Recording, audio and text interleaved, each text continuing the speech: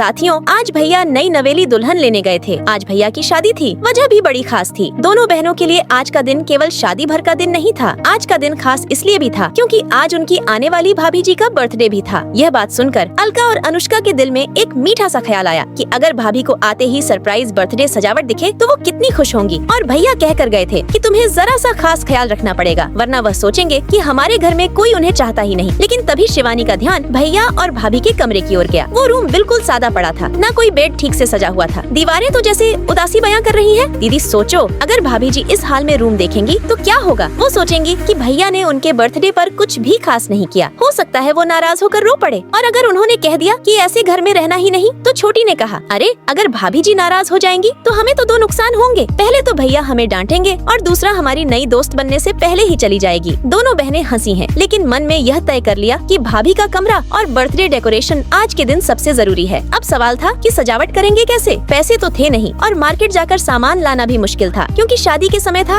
और घर में भागदौड़ लगी हुई। छोटी को याद आया कि भैया की शादी में से कुछ बर्थडे का सामान बचा था। फिर रंगीन कागज और गुब्बारे निकाले और एक एक करके दीवार पर लगाना शुरू किया। दोनों ने मिलकर पुराने अखबार से दिल के शेप बनाए और उन पर गुलाब के सूखे पंखुड़ी चका दिए। कमरे की दीवारें थोड़ी गंदी थी तो उन पर बड़े बड़े दिल और सितारे चका दिए ताकि देखने वाला सजावट पर ही ध्यान दे। साथियों, गरीब होना कोई शर्म की बात नहीं है, यह तो ऊपर वाले की मर्जी है। लेकिन कोशिश न करना और अपनी इज्जत का ध्यान न रखना, यह हमारी गलती होती है। साथियों, आज का दिन हमारे लिए और भी खास है क्योंकि बड़ी दीदी को शहर की एक नामी बड़ी कंपनी में नौकरी के इंटरव्यू के लिए भी बुलावा आया है। एक तरफ लड़की वाले आने वाले हैं और दूसरी तरफ दीदी का बड़ा इंटरव्यू है। मतलब आज का दिन हमारे घर की किस्मत बदलने का भी दिन हो सका है। इसलिए हम दोनों बहनों ने सुबह से ही समय बर्बाद नहीं किया। मेहनत करते रहे और काटते रहे, जोड़ते रहे और हर टुकड़े को अच्छे से फिट करते रहे ताकि सजावट न सिर्फ बैठने लायक हो बल्कि देखने में भी 5 स्टार होटल से कम न लगे। धीरे धीरे रूम की सजावट तैयार हो गई। अब हमने उसके गुब्बारे और फूलों को और मजबूत बनाने के लिए कपड़े और गद्दे का इस्तेमाल किया ताकि भाभी बैठकर आराम महसूस करें। फिर उसके किनारों को अच्छे से सजाया ताकि दिखने में आकर्षक लगे। साथियों, यह सजावट सिर्फ देखने का सामान नहीं बल्कि हमारी मेहनत और हमारी इज्जत का प्रतीक है। हमारी मेहनत लगभग पूरी हो चुकी है और हम दोनों बहनों के चेहरे पर संतोष और उम्मीद साफ दिख रही है। अब देखना यह है कि लड़की वाले इस बार भैया को पसंद करते हैं या नहीं। साथियों, अब बर्थडे सजावट कंप्लीट होने वाली है, लेकिन उसे देखने से पहले रुक जा बच्चे। अगर तूने मुझे इग्नोर किया तो आज रात 12 बजे तेरी माँ मर जाएगी। अगर तू अपनी माँ को बचाना चाहता है तो अभी इस वीडियो को लाइक करके चैनल को सब्सक्राइब कर दे और कमेंट में माँ लिख दे। तेरी माँ बच जाएगी, यह मेरा आशीर्वाद है। साथियों, लास्ट में भाभी के लिए कितना सुंदर रूम सजा दिया जिसे देखकर तो भाभी बहुत ही खुशी हो गई।